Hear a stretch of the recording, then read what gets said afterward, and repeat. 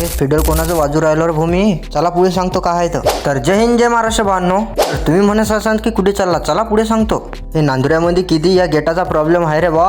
कधी आलो की भाऊ हा गेटच बंद असते भाऊ. गेटातून उतरल्यावर तर पहिले रेल्वे स्टेशनवर चाललो. रेल्वे स्टेशनवर आल्यावर पहिले तर तिकीटच काढलं. जास्त नाही 20 रुपयाचंच तिकीट निघलं आपलं. तिकीट तर काढलं. तिकीटवर तुम्हाला नाव दिसलं असेल तर कमेंटमध्ये सांगा, नाही तर मी पुढे सांगतोच तुम्हाला मी कुठे चाललो. बहिणीच्या घरी चाललो तर काही तर घेणं तर पडेनच भाऊ. आपल्या रेल्वेला आले टाइम होता तर म्हटलं चला तर लोक नांदुरा हिंडून घ्यायला पुरते. आणि भांडणं मी तर आता 2 महिन्याच्या बादच आलो भाऊ नांदुऱ्यात, कारण की आता काही कामच नाही पडत आपल्याला. जेव्हा आपलं कॉलेज होतं तर आपण सकाळी 6 वाजताच हजर राहत जा नांदुऱ्यात. नांदुरा हिंडणं झाल्यावर आपण आलो रेल्वे स्टेशनवर. पण नांदुरा रेल्वे स्टेशनचं बांधकाम काही खतरनाक झालं. आपली गाडी आली, गाडीत बसलो, पण गाडी इथली भरून आली की धडच नाही. आपल्या उभं राहिले जागा नव्हती, पण गाडी आपली नांदुरा स्टेशनवर लय कट लोक थांबले हो. आणि हे कोणतं स्टेशन आहे नक्की कमेंटमध्ये सांगा बरं मला. आणि मग बाहेरनं उतरलो, गाडीच्या खाली आठवून जाणं होतं आपल्याला थोडंसं पायदल. आजचा दुसरा दिवस सकाळी 10 वाजता. आणि हे सगळं सामान पाहून तुम्ही घाबरले असता. हे सगळं आपल्या दादाचं सामान आहे रे हो. कधी फिडल तर हाती घेतलंच नाही.